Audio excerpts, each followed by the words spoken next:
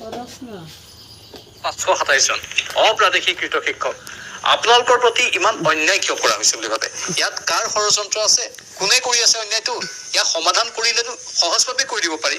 বহুত ডাঙৰ ডাঙৰ সমস্যা এইখন ৰাজ্যত সমাধান হোৱা দেখাও পাইছো আমি। 2001 চনৰ পৰা অসমৰ শিক্ষা বিভাগত উঠি ৰজা বহি ৰজা আমাৰ বৰ্তমানৰ এজন মাননীয় মুখ্যমন্ত্ৰী হিমন্ত বিশ্ব শৰ্মা মহোদয়।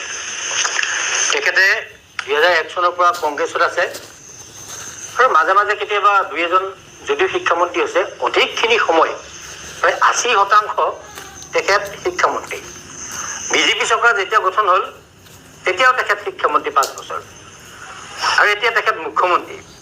গতিকে আমি নিসন্দেহে চকু চিপি ক'ব পাৰোঁ, অসমৰ যদি শিক্ষা ব্যৱস্থাটো যদি কিবা উত্তৰণ ঘটিছে তেওঁৰ কাৰণে হৈছে, আৰু যদি ধ্বংস হৈছে কেৱল তেওঁৰ কাৰণে হৈছে। আমাৰ এইটো অসমীয়া ৰাজ্যৰ বিচাৰ্যৰ বিষয়। আমাৰ আপত্তিটো হ'ল যে একত্ৰীকৰণৰ নামত ইতিমধ্যে যিটো NEP কথা ক'লে আপুনি, এই NEPখন আচলতে বাহিৰে ৰং চং ভিতৰে কোৱা ধৰি ভিতৰৰ যিটো বস্তু এইটো একদম মাৰাত্মক বস্তু, আৰু যিটো বস্তুৱে এতিয়া অসমৰ ৰাজহুৱা শিক্ষা ব্যৱস্থাটো এতিয়া মানে সহায় দিব। এতিয়া আপোনালোকে গম পায় যে গাঁৱে ভূঞে চহৰে নগৰে কেওফালে মাত্ৰ মানে ব্যক্তিগত খণ্ডৰ শিক্ষানুষ্ঠান। এতিয়া এই ব্যক্তিগত খণ্ডৰ শিক্ষানুষ্ঠানবিলাকক চৰকাৰেও মানে পৃষ্ঠপোষকতা কৰিছে। আৰু এতিয়া আমি দেখিছোঁ যে ক'ভিডৰ সময়ত বিজেপি চৰকাৰ প্ৰথম হয়ে তেতিয়া মই নাম নকওঁ, তেতিয়া একাংশ ব্যক্তিগত খণ্ডৰ শিক্ষানুষ্ঠানক 12 লাখ টকা দিয়া হৈছিল। এতিয়া সেই সময়ত এই 20 বছৰ 30 বছৰ বিনা বেতনে শিক্ষকতা কৰা যিখন শিক্ষক কৰ্মচাৰী অৰ্থাৎ ভেঞ্চাৰ স্কুল, এই ভেঞ্চাৰ স্কুলৰ শিক্ষকবিলাকক কিন্তু একো দিয়া হোৱা নাছিল। অসমত যেতিয়া গোটেই বিশ্বতে যেতিয়া ক'ভিডৰ আতংক চলিছিল, মানে ভাৰততো চলিছিল, অসমতো হৈছিল, এই অসমত প্ৰতিটো শ্ৰেণীৰ মানুহক কিন্তু চৰকাৰখনে বা অন্যান্য যিকোনো সমাজৰ মানে যিকোনো শ্ৰেণীৰ মানুহে মানে কিবা এটা নহয় কিবা এটা সাহায্য প্ৰদান কৰিছিল। কিন্তু এই ভেঞ্চাৰ স্কুলৰ শিক্ষকখিনিৰ কাৰণে কিন্তু কোনো ব্যৱস্থা নাছিল। ভেঞ্চাৰ স্কুলৰ শিক্ষকখিনিয়ে এনে কি বেয়া কাম কৰি আছে, কি কাৰণত মানে আমাক এনেধৰণে অন্যায় কৰি আছে, তিলকৈ আমাৰ শিক্ষকবিলাকক মানে চিট জৰি ল'বৰ কাৰণে বাধ্য কৰাইছে।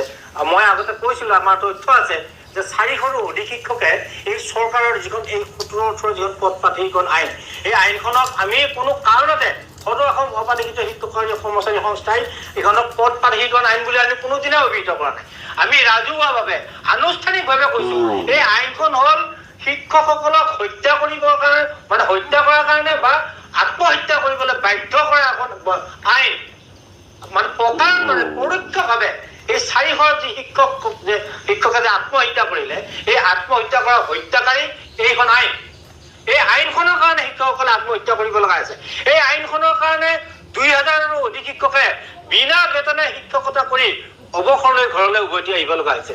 আৰু কিমান শিক্ষকে বিনা চিকিৎসাই মানে উপযুক্ত শিক্ষা মানে চিকিৎসাৰ অভাৱত, টকাৰ অভাৱত বা ধনৰ অভাৱত চিকিৎসা কৰিব নোৱাৰি মৃত্যু মুখত পৰিব লগা হৈছে। আমাৰ পৰিয়ালবিলাকৰ যিবিলাক মানে সন্তান আছে, আমাৰ যিবিলাক সতি সন্ততি, এই সতি সন্ততিবিলাকক আমি যেনেধৰণে সিহঁতক সুবিধা দিব লাগে শিক্ষাৰ, আমি অন্য এজন হাজিৰা কৰা মানুহতকৈও আমি আচলতে আমাৰ ছাত্ৰ ছাত্ৰীসকলক সুবিধা দিব নোৱাৰোঁ। এজন একদম অৰ্ডিনাৰী লেবাৰৰ হাজিৰা 500 টকা, য'ত আমি 1 টকা নোপোৱাকৈ আমি এতিয়াও শিক্ষকতা কৰি আছো। আৰু এতিয়া সাংঘাতিক ধৰণৰ কথা এটা হ'ল যে আমি এতিয়া জৰীপ এটা চলাই আছো। অসমত এতিয়া ৰানিং স্কুল কিমান? 2022 চনৰ 20 অক্টোবৰত যেতিয়া আমি মুখ্যমন্ত্ৰী মহোদয়ক লগ কৰিছিলোঁ, তাৰপিছতে আমি এটা জৰীপ চলাইছিলোঁ। এই জৰীপ মতে আমাৰ 2319খন শিক্ষানুষ্ঠান আছিল LPৰ পৰা কলেজলৈ, আৰু 19,527 গৰাকী আছিল শিক্ষক কৰ্মচাৰী। আৰু ইয়াৰ ভিতৰত 13 চনত মানে বাদ পৰা কিছু শিক্ষক কৰ্মচাৰী আছে। 21 চনত আচৰিত মানিব যে একেলগৰ শিক্ষকক মানে বাদ কৰি থৈ 2-3জন শিক্ষকক প্ৰাদেশিকৰণ কৰিছে, লগৰে বাকী কেইজন শিক্ষকক মানে প্ৰাদেশিকৰণ কৰা নাই। এনেকুৱা ধৰণে বঞ্চিত হোৱা আটাইখিনি শিক্ষক মিলি আমি 19,527 গৰাকী শিক্ষক কৰ্মচাৰী, তাৰ ভিতৰৰ পৰা এতিয়া 22 চনৰ পৰা 24 চন পালে আমি মুখ্যমন্ত্ৰী মহোদয়ৰ লগত এবাৰে আলোচনা কৰিছোঁ, সমান্তৰালভাৱে শিক্ষামন্ত্ৰীৰ লগত বহুতবাৰ আলোচনা কৰিছোঁ। মানে ডাঙৰীয়া অৰমোহন বৰাই হয়, আপোনালোকে আলোচনা কৰি আছে, সকলো আলোচনাই বিফল হৈছে। এতিয়া আমাৰ ৰাজ্যত হিতাধিকাৰী সৃষ্টি কৰা হৈ আছে, হিতাধিকাৰী বহুত আছে, আৰু হিতাধিকাৰীসকলক সাধাৰণতে চব টাৰ্গেট কৰি লোৱা হয় ভোটৰ সময়ত। অটল বিহাৰী বাজপেয়ী এই বিজেপি চৰকাৰৰে এটা সময়ৰ প্ৰধানমন্ত্ৰী, যাক এজন মহান ব্যক্তিত্ব বুলি কোৱা হয়। অটল বিহাৰী বাজপেয়ীয়ে নিজেই কৈছিল যে তোমালোকে সকলো কাম কৰা, কিন্তু তাৰ বাহিৰে আন কেইটামান কাম কৰি থোৱা, যিকেইটা কাম একেবাৰে বিনামূলীয়া হোৱা দৰকাৰ। শিক্ষা বিনামূলীয়া হোৱা দৰকাৰ, য'ত আপুনি কৈছে এতিয়া বাণিজ্যিকীকৰণ হৈ আছে, যাৰ ফলত এই ব্যক্তিগত খণ্ডৰ স্কুলৰ প্ৰতি ইমান অগ্ৰাধিকাৰ দিয়া হৈছে। মুখ্যমন্ত্ৰীয়ে নিজে এখন ব্যক্তিগত স্কুল, ডাঙৰ ব্যক্তিগত স্কুল খুলি থৈ দিছে। সেইটো তেনেকুৱা ধৰণৰ বহুকেইটা অভিযোগ আছে। আৰু আইনী ব্যৱস্থা বিনামূলীয়া কৰা, স্বাস্থ্য খণ্ড বিনামূলীয়া কৰা, য'ত বেপাৰ চলি আছে এতিয়া। আপুনি আৰু মতে সেইখিনি কথা কৈছে, আৰু সেইটো আমাৰ বাবে যথেষ্ট চিন্তনীয় এটা বিষয়। হিতাধিকাৰীৰ সৃষ্টি হৈ আছে, তাৰ বিপৰীতে কিন্তু শিক্ষা খণ্ডক ব্যক্তিগতকৰণ কৰি থকা হৈছে, শিক্ষাৰ নামত বেপাৰ কৰি থকা হৈছে, একাংশই বেপাৰ চলাই আছে। ইয়াতকৈ আৰু দুৰ্ভাগ্যজনক কি হ'ব পাৰে আমাৰ এইখন দেশৰ বাবে? অটল বিহাৰী বাজপেয়ী এই বিজেপি চৰকাৰৰে এজন নেতা আৰু বিজেপিৰ মূল প্ৰতিষ্ঠাপকৰ ভিতৰত এজন। সেই অটল বিহাৰী বাজপেয়ীয়ে কোৱা কথাখিনিয়ে দলটোৱে যেন ক'ৰবাত কৰিব পৰা নাই বা কৰিব বিচৰা নাই। বৰ এটা চিন্তনীয় কথা নহয়নে? মই সুৰেন্দ্ৰনাথ ডেকা ডাঙৰীয়া আপোনাক কৈছোঁ, এইবোৰ চিন্তনীয় কথা আমাৰ বাবে, নহয়নে? হয়, কওক। আটাইতকৈ ডাঙৰ কথাটো হ'ল যে আমাৰ অসমীয়া মানুহখিনি এতিয়া মানে ক'ত ব্যস্ত হৈ আছে। মই গোটেই অসমীয়া সমাজখনৰ কথা কৈছোঁ।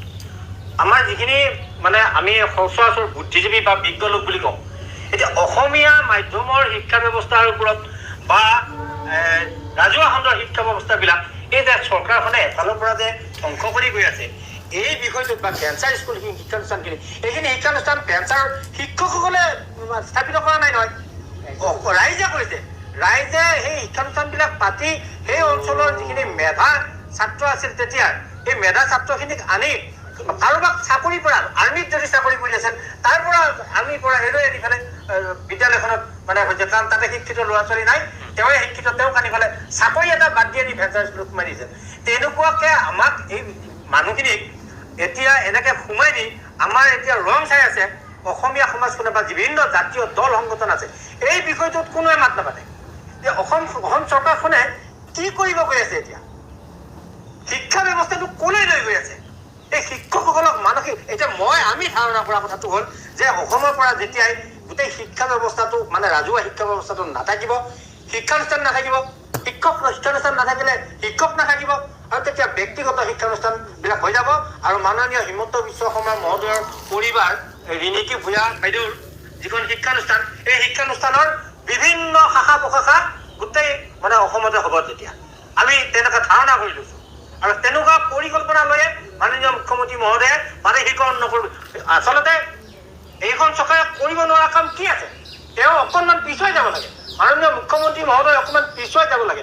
2016 চনৰ আমাৰ তৈলিক ডেকা ছাৰখনে মেনিফেষ্টত কি কৈছিল? তেওঁ অসমৰ ইমূৰৰ পৰা সিমূৰলৈ যিমান আটাইতকৈ বহুত নিৰ্বাচনী সভা কৰিছে, প্ৰতিখন নিৰ্বাচনী সভাত তেখেতে মানে চিঞৰি কৈছিল যে এই মই প্ৰথমতে, আজি এই অনুষ্ঠানৰ প্ৰথমতে মই এই বাইকটো শুনিছোঁ। 2016 চনৰ পৰা সংৰক্ষণ কৰি ৰাখিছোঁ তেখেতৰ এই বাইকটো, তেখেতৰ সন্মুখতো বজাই দিয়াৰ সৎসাহ মোৰ আছে। তেওঁ যদি কৈছে এইবাৰ নিৰ্বাচনৰ সময়ত তেওঁ কৈছে যে হিমন্ত বিশ্ব শৰ্মাই মিছা প্ৰতিশ্ৰুতি নিদিয়ে, মাকৰ গৰ্ভত থকা সন্তান হ'ব বোলে জানে, তেখেতে মিছা প্ৰতিশ্ৰুতিয়ে নিদিয়ে। মিছা প্ৰতিশ্ৰুতি যদি মিছা প্ৰতিশ্ৰুতি নিদিয়ে, 16 চনত দিয়া প্ৰতিশ্ৰুতিটো কাৰ? তেওঁ 21 চনৰ পিছত আৰু ৰাজনীতিত নাথাকো বুলি কোৱা যি প্ৰতিশ্ৰুতি, এইটো প্ৰতিশ্ৰুতি কাৰ? যদি তেখেতৰ সৎসাহ আছে ৰাজনুষ্ঠানিক কৰক, কৈ দিয়ক। আৰু এতিয়া শুনিছো আমাৰ ভাৰতৰ মাননীয় গৃহমন্ত্ৰী মহোদয় তেখেতে এটা বাইটত শুনিছো যে এইবিলাক কথা হেনো বিজেপিৰ মানে জুমলা, নিৰ্বাচনৰ সময়ত কোৱা তেওঁলোকৰ জুমলা। আচলতে এই জুমলা কৰা এখন চৰকাৰ, এয়া চূড়ান্ত অসন্তুষ্টি, আৰু এই চূড়ান্ত অসন্তুষ্টিৰ বহিঃপ্ৰকাশ কিন্তু